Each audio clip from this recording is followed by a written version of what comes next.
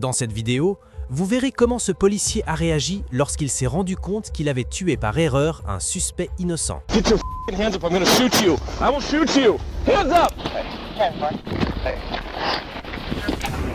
thought he was gonna pull a gun. Et plus tard, vous verrez comment un simple gland a effrayé un policier au point de le pousser à tirer sur un suspect menotté.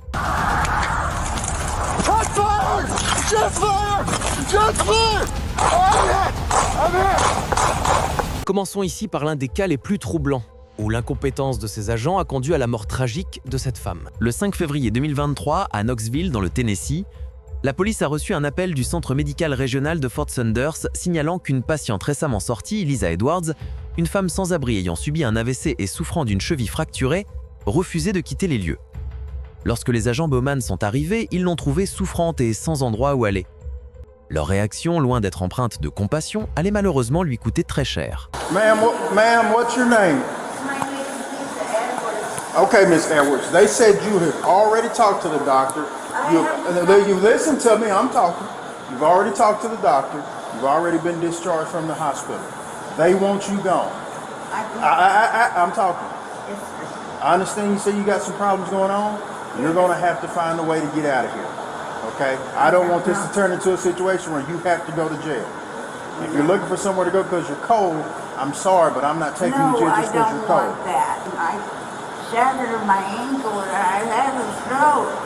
Well, if the medical professionals have saw you and discharged you, They won't.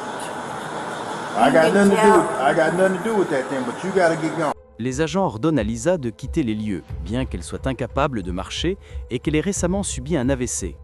Certes, l'hôpital n'a pas l'obligation de l'héberger, mais s'il s'agit de plaintes médicales légitimes, il a le devoir de lui prodiguer des soins. Étant donné qu'elle ne peut pas marcher et qu'elle doit rendre le fauteuil roulant de l'hôpital, il est fort probable qu'elle se retrouve rapidement dans la même situation.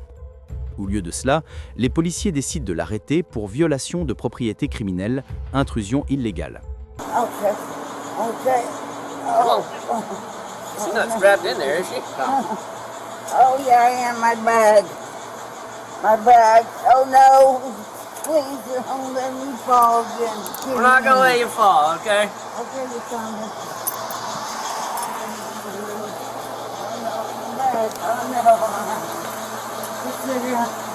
Oh, no. Oh, no. I need you to step up, I okay? can't. Yeah, you have to. Pull me back. Ma'am, you're gonna have to get in so we don't have to push you in. Okay. Come on. There you go. You got it. If you get in there, you can sit down. Stepping on her shirt here, Jack. Oh, my God. I gotta go down. Listen, you're gonna have to get up there because we're gonna have to physically put you up there if not.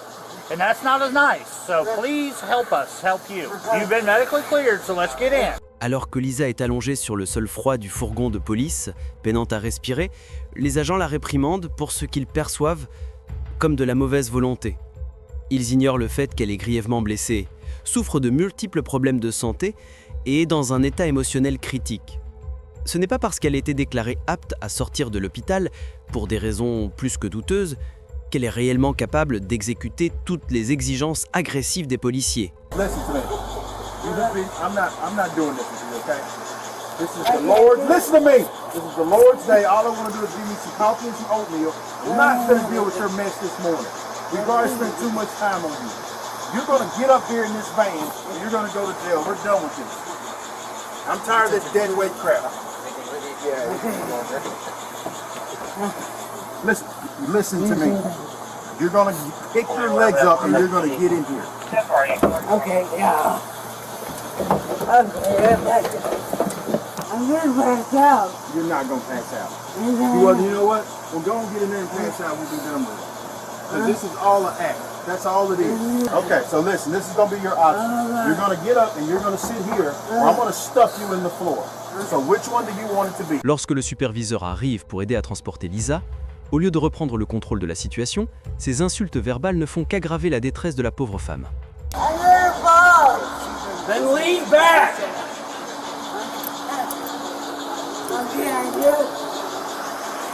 Listen, you're gonna get jammed in a tiny compartment if you don't get up there, man. Listen to me. Listen. Get up there and quit with this bullcrap. You're acting, and we're gonna jam you in a spot smaller. We're trying to help you Give here. me the bag. Get in there. It's bigger and you're by yourself. You have more room. Alors que Lisa, souffrante, supplie qu'on la ramène à l'hôpital, la plainte déposée plus tard par sa famille affirme qu'un agent de sécurité des urgences aurait informé le service d'admission que son état se dégradait. On lui aurait alors répondu que l'hôpital refusait d'envoyer quelqu'un pour l'examiner ou la soigner à l'extérieur. À la place, les policiers se moquent de Lisa par des remarques méprisantes sur son hygiène personnelle avant de la pousser brutalement à l'arrière de leur véhicule de patrouille. Holy Jesus. I'm going. Just stay on the other side of the river. Uniform's all nasty from her. Oh no, my leg. Stand up. My Walk. legs. We know you can walk. Okay. Now set Shut me up. up. Set me up. Now set me up. Yeah, hold his foot up where it's gonna get slammed. Set me up. His foot's about to get slammed on the door. Oh shit, my wagon. Did I run Lysol spray on them? I got some. Yeah, hey, them county boys, you better get it together. You better get some act right. Malgré les propos de l'agent affirmant de Lisa, à bout de souffle, a besoin de se tenir tranquille, ce dont elle avait réellement besoin à l'arrière de cette voiture de patrouille sans air, c'était d'oxygène. Oh, set me You wanted to help me. up. Stop it. I'm trying to set him up. Grow up. How you doing back there? Thank you. Thank you.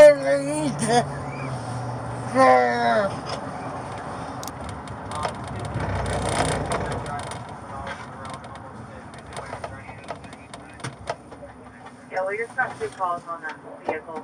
Hey, are you up?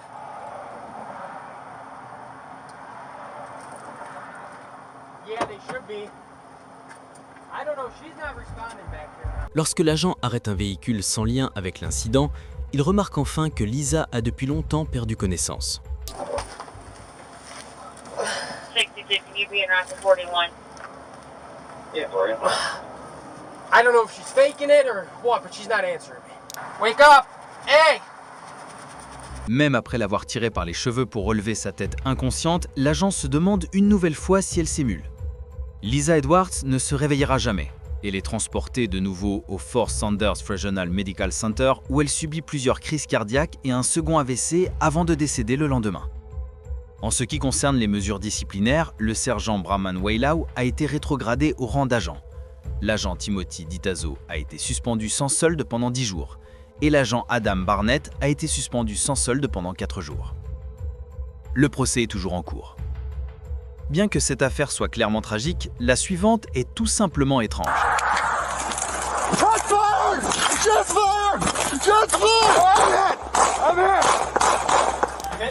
I don't know. It felt like it. Dans le comté de Balboa, en Floride, l'adjoint du shérif Jess Hernandez et le sergent Beth Roberts interviennent sur les lieux où un homme menace sa petite amie avec un pistolet silencieux. Ils le placent immédiatement à l'arrière de leur voiture de patrouille. Mais lorsque l'adjoint Hernandez entend ce qu'il croit être un coup de feu étouffé, il prend des mesures drastiques pour se défendre.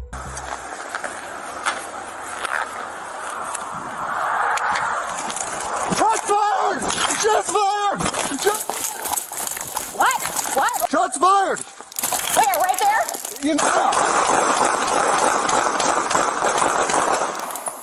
Jesse! Jesse, are you okay? I'm here! Get in the house! Get in the house! Jesse! Après avoir entendu ce qu'il croit être un coup de feu, l'adjoint Hernandez se met à couvert avant de vider son chargeur dans l'arrière de la voiture de patrouille où se trouve le suspect. Bien qu'il pense avoir été touché, il s'avère que le bruit provenant de l'arme supposée silencieuse n'était en réalité qu'un gland tombant sur le toit du véhicule. Suspect is gonna be in the vehicle. Where are you hit? Where are you hit? I don't know. Get back! I might have hit my vest. Okay, okay, okay. No! Get back! Get back! I'm not gonna tell you go! Get back! I don't know. It felt like it. Jesse, move over to me. I got you. Move over to me.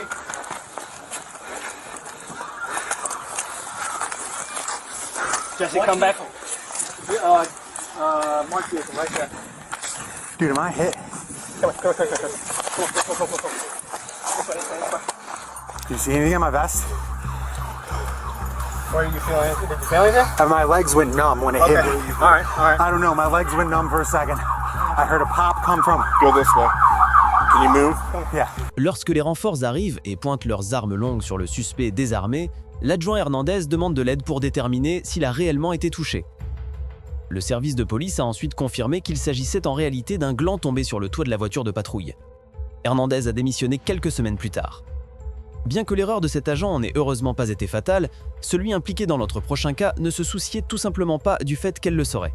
Le 23 janvier 2023, l'agent de police de Seattle Kevin Dave répond à un appel concernant une possible overdose pour se retrouver au cœur d'une autre tragédie.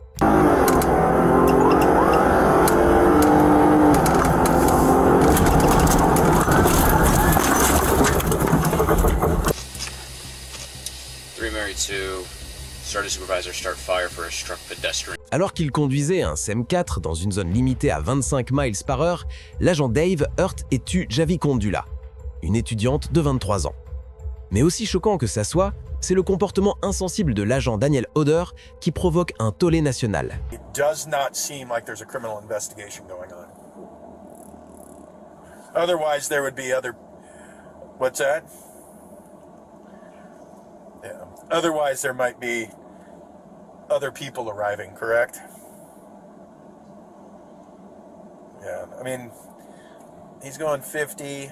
That's not out of control. That's not reckless for a train driver. Alors que l'agent Hodder affirme que Dave avait ses feux et sirènes allumés, il est ensuite établi que ces sirènes n'étaient en réalité pas en fonctionnement. Ce ne sera pas le dernier fait de l'affaire dont il se dit certain, bien qu'il ne se trouvait nulle part près de la scène au moment des événements. Yeah, well, there's some... Initially, he said she was in a crosswalk. There's a witness that says no, she wasn't. But that witness could be different because I don't think she was thrown 40 feet either. I think she went up on the hood, hit the windshield, then when he hit the brakes, flew off the car. But she is dead.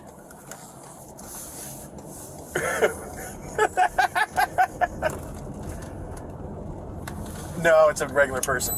L'agent Hodder, qui occupe également le poste de vice-président du syndicat des policiers de Seattle, parle avec insensibilité du défunt Jan Ali. Sa solution pour le département est simple. Il n'existe aucun problème que l'argent ne puisse résoudre. Yeah, just write a check. Just... Yeah, $11,000. She was 26 anyway. She had limited value. Elle aurait eu une valeur limitée ? En réalité, Gianali avait 23 ans et non 26. Et loin d'avoir une valeur limitée, c'était une jeune femme ambitieuse dont la vie pleine de potentiel a été tragiquement écourtée. Née à Bengaluru en Inde, elle s'était rendue à Seattle pour poursuivre un master en sciences et systèmes d'information à la Northeastern University. Elle devait obtenir son diplôme en décembre 2023.